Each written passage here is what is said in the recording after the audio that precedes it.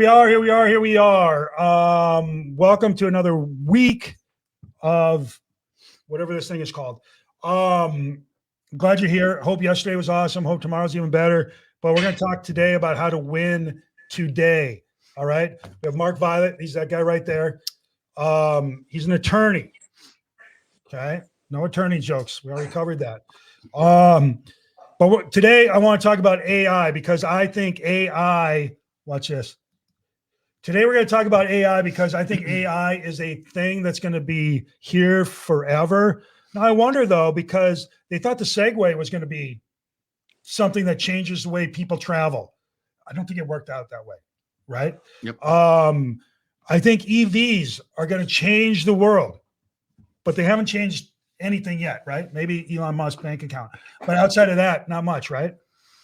So I don't know. But AI is different because the most valuable resource John Moran has is time, and AI is going to help you get your tasks done sooner. So Is it? It could.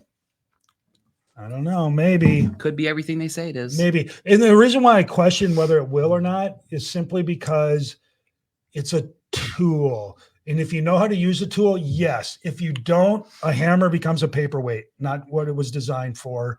And yet, so I don't know. Like a hammer in my hands is not something that's going to create much. I can tear a bunch of stuff down, but it's not going to create much. You feel me on this? I do. So, but I think the time invested in learning how to use the tools of the AI will save you time in the long run, just like the hammer could create some amazing things in your backyard. Yep. I'm going to push back. Yeah. Google Calendar, right? I got one, right? I've used it sometimes, even once in a while, but no. Or a day timer. Remember those Franklin planners back in the day? All that stuff, right? I don't want to use it. So it's a tool. So it's on this guy, right? But your day planner turned into a calendar on the computer, which is also a calendar on your phone, which allows you when you're at home on a Saturday to go, what do I got going on Monday morning without having to go find your day planner, walk into the kitchen, wherever you have it, open it up, thumb through, find the right. No, you go to your phone, boom, there it is. Just save time. Love it. And that's true if you're using it. Yep. But again, if you're not using it, what help is it? Yeah. That's why right? I think that's why AI is. So now let me ask you this. How is AI going to impact the world of real estate closings? I think multiple sources. So the algorithms that they're going to set up, and since we don't really set up our own, it's unknown necessarily what that's going to be. But the logic would be it's streamlining processes where there's less human interaction into the data processing, the order entry, the title searches. When you have less human interaction and more automation, there's less chances for errors, which cost money, cost time. So I think for the title side of the world, once somebody comes up with more AI user-friendly software, we may have the ability to eliminate positions.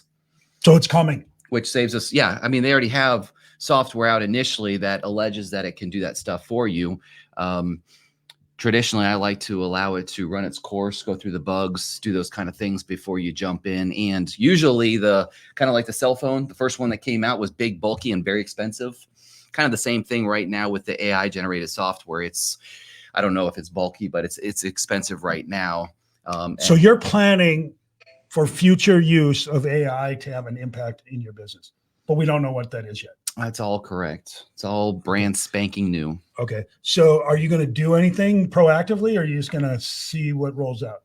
So I monitor sort of the internet to see what companies are coming out with software programs, how much they cost, if there's any reviews on them at that moment in time. But don't forget, I mean, whenever you change something, like say you're a golfer and you get a lesson, first thing that happens is you get worse, because you don't know how to implement what you've just been taught. Yep. So if I take my office right now and say, hey, guess what? We're changing the entire system on how we do our data entry, how we do our closing processes.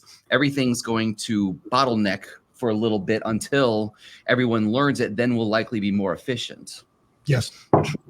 So give me a time frame. What are you thinking on that? Next 12 months. Oh, you think that fast? Yeah. Oh, yeah. All right, cool. I know Simpson, Mark, you've had something to say on this within groups. Tell me your story. So I definitely As it relates to realtors.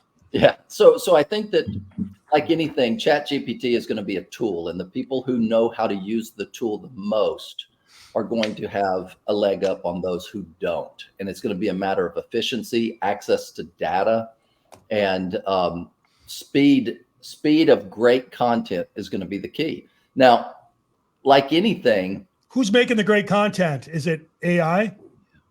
Well, I think it's AI plus knowing how to instruct it, because AI only does what you know to do. So you've got to give it the right prompts, teach it how to speak for you in your name, in your tone. And so it's like guiding. And as I mentioned to you, the person that taught me the most about AI was my 7-year-old granddaughter, who thought it was a human being. And she was talking to it as if it was a human being and just being very inquisitive and asking and saying, no, I don't like this. I don't like that. What about this? And she got more out of it. And I learned to just kind of suspend reality, act like it is a mind unto itself, talk to it like a human, and say, no, I don't want this. I want this instead. And I'm getting more information out from content development, listing descriptions, putting together social media calendars, as well as crunching numbers that I pull in from the MLS. Now, once again, it doesn't just go into the MLS. I have to give it the proper comps, and then it can do a computation that is very, very, very effective. So Tanya says she uses ChatGPT to help her do her monthly postcards. Yeah. Getting ideas to writing copy. See, that reminds me. So I had one of my friends whose son graduated from law school said, hey, can you write a letter of recommendation for me? Now, normally I would have sat down for 45 minutes to an hour going, all right, what am I going to write about this? I went to ChatGPT and said, write a letter of recommendation and use these qualities. And boom, in whatever, 15 seconds, I had it there. I went in, modified it just a little bit, and I was done in less than, say, 5 minutes. So I think the listing where you're trying to create new descriptions, my guess is most new people doing listings go to other listings that are waterfront and read what people wrote and then take a little piece from here and a little piece from there and a little piece from there. But if you can go into AI and say, hey, write me a 3-bedroom, 2-bath listing on the, we'll call it the ocean, even though we're on the Gulf of Mexico, on the ocean here in Destin, Florida. And boom, it spits out in 15 seconds and you just modify it a little bit. That's a time saver. So you mean when I sit down by myself with a bottle of wine and just really get into it and write incredible descriptions, that's going to be that's inefficient. That's going to be yesterday's news. Yeah, very fun. Yep. Okay. And you know, it's because in Hollywood, they're trying to protect songwriters and authors against AI, because now, I mean, if you were to say, write me a song that includes the terms blondes, beers, and beaches, it would write you perfect song in 15 seconds. I might do that. It's interesting. Cool. Blondes, beers, and beaches. I was going to say something else. My fault. So Destiny says she uses ChatGPT to social media. I think that, again, that's where folks are going. All good. I think those are all good. I'm wondering about the other side of it. Oh, here we go. Julianne has something. She says, be careful. All right. I like this already. For math. Oh, man. Dang, because that's what I need it for. It doesn't actually understand it and can get it wrong fairly often. See, here's the problem. I don't know if it's right or wrong, so I'm already at a disadvantage. All right. So, cool. Is it going to work with law? I think it works with everything because, again, as an attorney, if a client comes in and presents facts, you have to go research the law to see how it applies to the facts. But if you can just verbalize or vocalize, here's my facts, what does the law say? It's going to, in an instant, pull every relevant case local. So do I need a lawyer? Maybe not in the future. Who knows? Okay. You need a realtor? Is it going to impact accounting?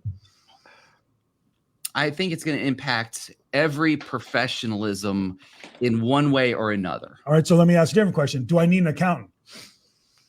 Currently, yes. There's no way that I think you can take the complexity of the tax code that also changes often with whatever you've got going on and have is it chat GPT? I'll just call it chat or OpenAI or something like that. And be able to dissect and properly file your taxes today. Now, 12 years, 2 years, who knows? Okay, hold on, Mark. Let me ask you this.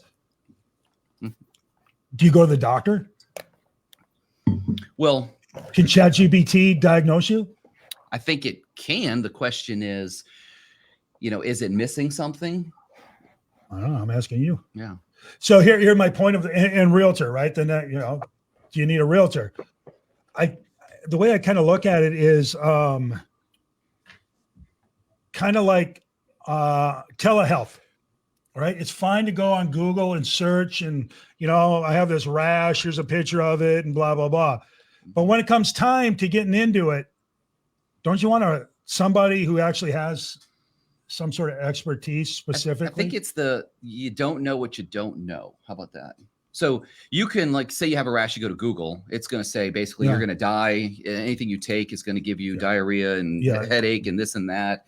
But you don't know for certain until you go to somebody who has been doing it for a while and says. So you got to go to somebody is my point.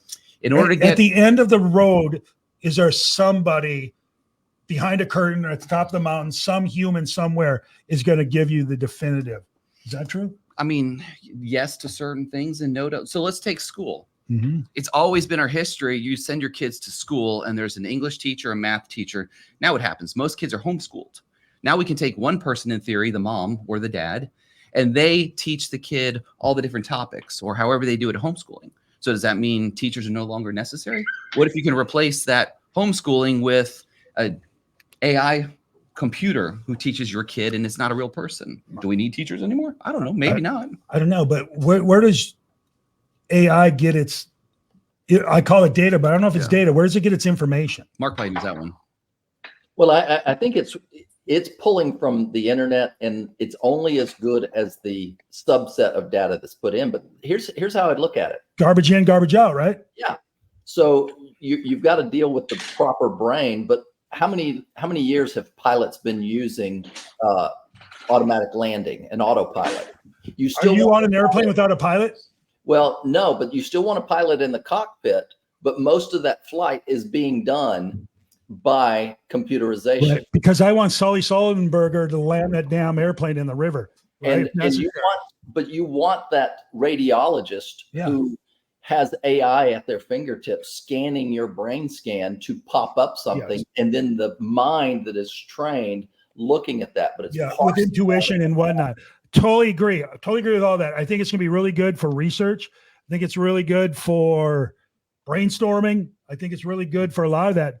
However, at the end of the rainbow is the wise human professional that says what the judge, jury, and executioner of whatever's required to be executed. But John, it's computer learning, which means the more data and more interface, it's relearning, it's adjusting, it's constantly relearning from what it does, so that what we have today, you still need a CPA, to Julianne's point, to look over those numbers just to make sure. But I'm telling you, 10 years from now, maybe not. That's the big fear of AI, is that it will be smarter than humans, and it will have learned enough. It won't have the human judgment. And that's why they're saying it might kill us off, seeing us as the threat to the world.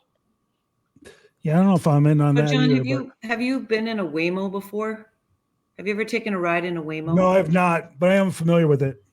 So the reason why I asked that is a self-driving car for those that don't know. So they're autonomous vehicles that are no driver. Mm-hmm. And what my you ride in the back, not the front. It's a taxi without a driver.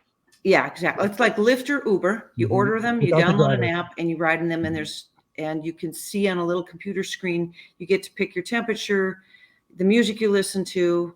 You can adjust where you're going with the little screen in front of you in the back seat. And it shows every single vehicle all around you, and it shows human beings all around you. But what I've discovered with Waymo, it's kind of like we're talking about, it can't interact with people on the street. So what I mean by that is, let's say you come up to a corner and your light is, let's say it's a stop sign, and there are 4 or 5 people on the corner, and a human being sees them and they think they're about to walk across the street They're and they're intuitive. looking around. You as a human can judge. You can look at the direction of their faces and their body behavior, and you can make a decision. Waymo will just sit there. It won't move because it can't figure out what the humans are going to do. It can't interact with humans on that level, in a parking lot, on a corner. And that's where it kind of fumbles. It can't deal with that. It'll just stop so that it doesn't hit them. I saw an example of a ball rolls into the street. It stops. Whether there's anybody, the wind could be blowing the ball or whatever, and it stops. And it has to wait for the ball to move. I mean, they're pretty good. I like it a lot. They won't go on the freeway yet with passengers, but. So here, it kind of comes back to my whole premise on this thing, at least my mindset on it. It's a thing. It's a real live thing that deserves consideration. However, I still think it's a long ways off. To say 12 months, well, maybe, I don't know. But AI's been in the operation works since like 1977 or something when it first started being researched or whatever. But so here's what I'm going to tell you all to do, because we want to win the freaking day, right? We're going to use this right here, right now. What I would tell you all to do is this. Plan some time, get in your organizer, use AI to organize your day or whatever, to plan some time to study AI. And I'd ask 3 questions to yourself. Who are my customers, right? What do they need? And then 3, how does AI assist me in helping them with that? Okay. Maybe ask AI, whatever. But I would spend some time understanding who my people are and what they need. And then I'd start practicing on AI to deliver on that. And then what I would do also, if I'm a real estate agent, which I think we are here, except for Mark, who services real estate agents, and even you, Mark, I think AI is really good for the masses, for distilling a lot of information in whatever. But from my experience as a human, we don't deal with that very many people. Not enough people where we can't one-on-one have conversations with them 4 times a year. All right. Now you can use AI to enhance that conversation, but if you're looking for AI to eliminate that personal interaction with people, you're doing it to your own detriment, in my view. The more you can talk to somebody one-on-one, the better off you're going to be. And I know it can do analytics and help you predict who's actually going to buy and sell. But I don't know that any of that is going to be as good as you asking somebody, if you were to move, where are you going to go next? When would that be? Right? So do not count on AI to do your job and let you get paid. It's like building a team and hiring a bunch of agents so you don't have to do anything and you're going to get paid. Doesn't work that way, right? If you want to get paid a lot of money, be really good at what you do, be a master carpenter, use your AI tools to create incredibly beautiful things, or don't, and AI is going to be the hammer that becomes a paperweight, or the wrench that becomes a hammer, right? It's just like, don't do it. I don't think. Jeff, what do you got? Anything on that? Nothing on that. I have one question off that topic. So if you want to go ahead and Fire. finish up. What do you, no, go ahead. It's for Mark. Are you seeing liens or encumbrances on properties now? Are you doing title searches before they come to a closing table for anyone? Not normally, unless somebody's aware. I mean, people not more than normal anyway. Yeah, I would say nothing more than our normal course. But every once in a while, like if I forget who it was, somebody had a listing and we knew that the husband and wife had died. So I said, let's just do a title search now to see what's required before closing, before you even list it. So you kind of know timeframes and what needs to be done. But that's kind of normal. I'm not seeing any type of foreclosures or list pendants or inability to pay service people that have worked on houses because of lack of income or lack of funds or losing jobs or anything like that. So how much is a title search before, in this case, what you just explained? So First American charges $150 for the title search, but most of the time what we do is we order it as if it's a closing. So in theory, there's an invoice, but it gets paid at closing time. And if for some reason it cancels, we have a relationship with First American, they just zero it out. But let's say somebody wanted to do a foreclosure bid or something like that, and they said, I just need a title search so I can see what's going on with the property, then First American would charge them $150. Okay, because it happened over the weekend. So I guess the point is, it's created a whole lot of problems on the back end of this. But if you have any reason to believe that there could be something on the title, please get it verified before you take it to a closing table.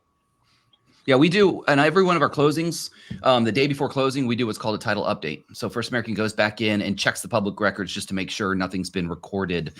But just like Mark was saying earlier on timeframes, usually there's a gap period. So if you're checking title this morning, there's a pile of papers, and this is where AI could come in handy, I guess. There's a pile of papers that have not been recorded yet. So that's what we call the gap. So when First American does a search, it's usually 2 business days in arrears, if that makes sense, because people are sending in documents that have not been recorded that would get missed from the time you say we've done our update in our closing. So Florida covers what we call the gap period. So your buyer is protected if something were to pop up, and that's one of the benefits of getting title insurance. Cool. But what I would say is on your AI topic, I think AI is going to be a tool, and you still have to be professional. So you still have to be a professional. So let's say you have a listing appointment in a condo where you would have gone through, maybe checked the last year of sales, average sales price, square footage, differences, whether it's privately owned beach, not privately owned beach. I think where as a professional, you're going to know the important things to go, hey, AI, run these numbers for me. And in a second, you're going to have the data at your fingertips. You memorize the important things, and that's what's going to separate you. Because everybody has the same AI, right? Well, they have access maybe to the same AI. But they don't know how to interpret. Correct. Yeah. Or ask the right questions. The key is in the prompt. Isn't that what we said yesterday? It's in the prompt. It's the question you ask. Yep. Yep. So you It's really kind of like the thing about previewing. You always tell everyone preview, preview, preview. And, you know, everyone has access to MLS and all that data is there. It's just that they have to pull out the right data to get the right numbers. And if you are looking at, 4 condos and one faces a dump and one faces the ocean and one smells like 12 cats, but they all have the exact same square footage and they all appear the same to a computer, it takes walking through them to see the difference, to smell the difference, to know the difference. And that's the human factor. Love it. John, the game is going to be won by the people who ask the best questions. And so as a coach, I would recommend sit down every week and write 50 questions in ChatGPT or something like that to begin to learn to ask better questions, because that's those are the ones who are going to win the game. Yep. Hey, So here we go. Blondes, beaches, and beer. That's the way we do it here, with the waves crashing down and the girls all around. Life's a party when you got no cares. Blondes, beaches, and beer. Summer's here. Let's give a cheer. And I want it sung by a choir. A choir of boys. Like in the Rolling Stones. You can't always get what you want. Anyway. You got that into the question prompt, Mark. So here, let's just wrap this up on how to win the day. AI is a thing. Don't poo-poo it. It's going to be a thing. Spend some time learning how to ask questions, whatever. But I would spend even more time getting close with your people, because I think people will search out questions and answers and whatever on Google, asking AI, whatever. And then they're going to go to their human contact and confirm or whatever. So make sure you are their go-to. All right. Some are going to believe AI all the way, but most people, at least in our lifetimes, are still going to want to go to the human, somebody they can talk to, right? They don't want to talk to a computer. They want to talk to somebody who feels them. All right. So there you go. There you are. Let's go get it. Let's go win the day. That's what we're doing. All right. Bye. See you tomorrow. Bye.